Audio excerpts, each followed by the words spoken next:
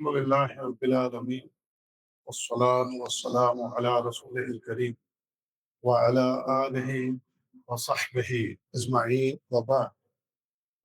آپ کے سامنے محرم کے حوالے سے بات چیت چل رہی ہے، اور میں نے کل آپ کے سامنے بیان کیا تھا کہ بھائیو، یہ جو محرم کے نام پر اور حضرت حسین رضی اللہ تعالی عنہ کے نام پر ان ایام میں جو افعال اعمال کیے جاتے ہیں، اس کے اندر بہت زیادہ جھوٹ، بناوٹ، تصنع سے کام لیا جاتا ہے، اور ایسی ایسی باتیں بیان کی جاتی ہیں کہ جس کا قرآن و حدیث میں کوئی ثبوت نہیں ہے۔ تاریخ کی باتوں کو لے کر باتیں اس میں مزید مرچ مسالہ لگا کے اور لوگوں سے پیسے بٹورنے کے لیے، لوگوں سے داد وصول کرنے کے لیے بڑی خوفناک قسم کی کہانیاں گھڑی جاتی ہیں اور لوگوں کو سنائی جاتی ہیں، اور آگے جو عوام بیٹھی ہے، عوام کی اکثریت وہ بالکل جاہل ہے، جہلا ہیں۔ ان جہلا کے پاس علم نام کی کوئی چیز نہیں۔ اور میں بات آپ کو سیدھی کہتا ہوں، سیدھی کہتا رہوں گا، کسی کو اچھی لگے اور بری لگے۔ ہمارے اپنے بھی یقین جانیے کہ علم سے ہم لوگ دور ہیں، علم سے دور ہیں ہم لوگ، ہمارے پاس علم نہیں ہے، اور جس کے پاس علم نہیں ہے اس کو اللہ نے، محمد رسول اللہ نے جاہل قرار دیا ہے۔ کہاں ہے ہمارے پاس کوئی دین کا علم؟ تو دین کی باتوں کے حوالے سے کیا جانتے ہیں؟ بس کسی نہ لڑنے جان لیں، کسی نہ جناب بس عامل نفل یہ دین تے لڑنا جھگڑنا جان لیں، لیکن دین کی جو اصل ہے وہ کہاں ہے ہمارے پاس؟ کہاں ہمیں ان چیزوں کا علم ہے؟ یہ علم نہ ہونے کی وجہ سے لوگ ان کی باتوں کا شکار ہوتے ہیں۔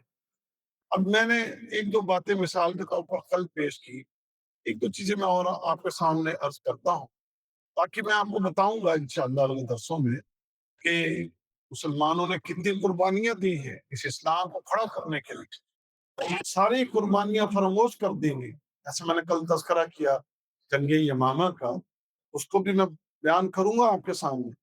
یہ تھے وہ غصبے، یہ تھی وہ جنگیں، اور یہ تھے وہ مار کے جن کے اندر مسلمانوں نے بڑی بڑی قربانیاں دی، لیکن وہ ساری قربانیاں، وہ سارے غزوے، وہ ساری جنگیں آج کسی کو بھی یاد نہیں ہے۔ لیکن یہ ایک جنگ، یہ ایک مارکا، ٹھیک ہے، میں پھر کہوں گا تاکہ کسی کو غلط فہمی نہ ہو کہ ہم حضرت حسین رضی اللہ تعالیٰ عنہ کی شہادت کو مظلومانہ شہادت کہتے ہیں، یہ بہت بڑا ظلم ہوا ہے۔ لیکن صرف اس ایک ہی واقعے کو بنیاد بنا لینا اور پھر یہ بھی کہنا کہ اسلام و کفر کی، بلکہ وہ شعر بنے ہوئے ہیں، اسلام زندہ ہوتا ہے ہر کربلا کے بعد۔ کربلا کے بعد کون سا اسلام زندہ ہوا بھائی؟ کربلا کے بعد تو اسلام کو بہت نقصان ہوا ہے، اور کربلا کے بعد تو مسلمانوں میں بڑی پھوٹ پڑ گئی ہے، کربلا کے بعد تو مسلمانوں میں تفرقہ پیدا ہو گیا ہے، کربلا کے واقعہ نے تو اسلام کو نقصان پہنچایا ہے، اور شعر بنا دیو کہ اسلام زندہ ہوتا ہے ہر کربلا کے بعد۔ اسلام زندہ ہوا تھا بدر کے بعد، جسے اللہ نے یوم الفرقان قرار دیا تھا، سمجھ گئے نا؟ یوم الفرقان کا کیا معنی ہے کہ فیصلے کا دن۔ آج فیصلہ اللہ نے کر دیا ہے کہ یہ ہے اسلام، یہ ہے کفر، اور ان دونوں کے درمیان اللہ نے فیصلہ کر دیا، تو اسلام زندہ ہوا، اسلام کھڑا ہوا بدر سے، اور مسلمانوں کی بھی قربانیاں بہت زیادہ، اس کا تذکرہ ہم آگے کریں۔ تو ان لوگوں نے قصے، کہانیاں، مرچیں، مسالے، اور جناب جو ان سے لگتا تھا لگا کے، اور بڑے جناب کارٹون اور بڑے ڈرامہ باز، فلموں کے ایکٹر، اور جناب وہ موسیقی کے دل دادا، آپ دیکھیے تو صحیح ان کے جو یہ ذاکرین اور یہ جو جناب مدرسے پڑھتے ہیں ان کی شکلیں دیکھا کریں آپ، اور پھر جناب ان کو دیکھا کریں کیسے گا گا کے، ایکٹنگ کر کر کے، ڈرامے کر کر کے، خود بھی جناب رونے کی شکلیں بنا کے عوام جناب بلا رہے ہیں، کیا یہ سارا کچھ؟ اور آپ یقین جانیں کسی ایک ذاکر کو بھی صحیح طریقے سے قرآن پڑھنا نہیں آتا، ایک ذاکر بھی قرآن کی آیت صحیح طریقے سے نہیں پڑھ سکتا، لیکن لوگ لگے ہوئے ان کے پیچھے۔ تو میں ایک دو اور ان کے جھوٹ اور اب ہم فرق بتاتے ہیں صاحب، دیکھیں کہتے جی پانی بند ہو گیا، اچھا پھر کہنے جی علی اصغر علی عباس پانی لے کے آیا، بڑا کھو کھو آ کے مشکیزہ بھر کے، وہ تینوں نے جناب وہ مشکیزہ بھی وہ جناب پانی سارا نکل گیا مشکیزے کا بھی، علی عباس کے دونوں بازو کاٹ دیے گئے، اوتے پھر جو رنگ پر پر کے کہانیاں بیان کر کے پانی نہیں ملیا جی 3 دن، بالکل پانی کا قطرہ نہیں ملیا۔ اچھا میں جھوٹ آپ کو بتا دوں پکڑا کیسے جاتا ہے، پھر انہی کی اپنی زبانوں سے پھر جھوٹ پکڑا جاتا ہے۔ جھوٹ دے کوئی کہتے ہیں نا سر پیر کوئی نہیں ہوتا، کہتے جی امام حسین نے پھر 10 محرم الحرام کو غسل کیا اور غسل کر کے میدان میں اترے، پانی تو بند سی تو غسل کتوں کر لیا، سمجھ گئے نا؟ اب عوام اتنی کوئی گہرائی میں جائے تو ان سے پوچھے کہ آپ کہہ رہے تھے پانی بند ہو گیا، 3 دن آخری پانی وہاں پر ایک قطرہ بھی نہیں آیا، تو پھر یہ غسل کہاں سے کر دیا اس 10 محرم میں شہید ہونے والے ان شہداء نے؟ تو یہ سارے مرچ مسالے اور کہانیاں گھڑ کے بیان کی گئی۔ یہ سچ ہے کہ جب علی عباس پانی لینے کے لیے گئے ہیں افراد سے، تو پانی لے کر واپسی پر کا جو ہے مقابلہ ہوا ہے، لیکن پانی روکا نہیں، اور پانی لے کر علی عباس جو ہے بالکل صحیح سلامت جو ہے وہ کربلا کے میدان میں پانی لے کر پہنچے۔ تو یہ ساری بات بنائی ہوئی ہے، گھڑی ہوئی ہے۔ اب ایک اور مثال دے دیتا ہوں، کہتے جی کہ جب شہادتیں ہو گئیں تو شہادتوں کے بعد وہ جناب سکینہ ہے سکینہ، سکینہ کو گھسیٹا گیا، فاطمہ کو گھسیٹا گیا، زینب کے جناب جو ہے نا وہ سر سے پردہ اتار دیا گیا۔ زینب کون تھی؟ زینب کون تھی تو پتا ہے آپ کو؟ حضرت حسین رضی اللہ تعالیٰ عنہ کی بہن ہے، حضرت علی کی بیٹی ہے، حضرت علی اور فاطمہ کی بیٹی ہے یہ زینب، بالکل کربلا میں موجود تھی آپ۔ لیکن یہ بات کہنا کہ معاذ اللہ حسین کی بہن اور علی کی بیٹی کو کربلا کے میدان میں معاذ اللہ گھسیٹا گیا اور ان کے سر کی چادر کو کھینچا گیا اور ان کے ساتھ بدتمیزی کی گئی، یہ ساری باتیں بھائیو بالکل جھوٹ ہے، بالکل گپ ہے۔ اور پھر کہتے تھے کہ یزید کے وہاں پر جا کر بھی بڑے ان کے ساتھ میزیاں ہوئی۔ اب میں آپ کو زینب کا بتاتا ہوں، زینب آپ نے یہ تو سمجھ لیا کہ وہ حسین کی بہن ہے، لیکن آپ کو پتا ہے کہ زینب جو ہے بیوی کس کی ہے؟ آپ کو نہیں پتا ہوگا، ٹھیک ہے، زینب بیوی کس کی ہے؟ پھر اسی زینب کا حسین کی بہن زینب کا یزید کے ساتھ رشتہ کیا ہے؟ آپ کو یہ بھی نہیں پتا ہوگا، سمجھ گئے نا؟ زینب جب چلی گئی وہاں پر یزید کے گھر میں لے جایا گیا ان کو، یہ جتنے بھی اہل بیت کی خواتین تھی ان کو لے جانے کے بعد زینب کہاں پہ رہی؟ زینب وہاں سے چلی گئی یا وہیں رہی؟ آؤ ہم آپ کو بتاتے ہیں۔ حضرت زینب رضی اللہ تعالی عنہا یہ حضرت حسین کی بہن ہے، حضرت علی کی بیٹی ہے، اور یہ زینب بیوی ہے عبداللہ بن جعفر کی۔ اور عبداللہ بن جعفر کون ہے؟ عبداللہ بن جعفر جعفر طیار کے بیٹے ہیں اور حضرت حسین کے چچا زاد بھائی ہیں۔ تو زینب اور عبداللہ بن جعفر یہ آپس میں چچا زاد بھی ہیں اور یہ میاں بیوی بھی ہیں۔ اب اگلی بات سنیے، یزید کے گھر تھی ام محمد، یزید کے گھر ام محمد یہ کون ہے؟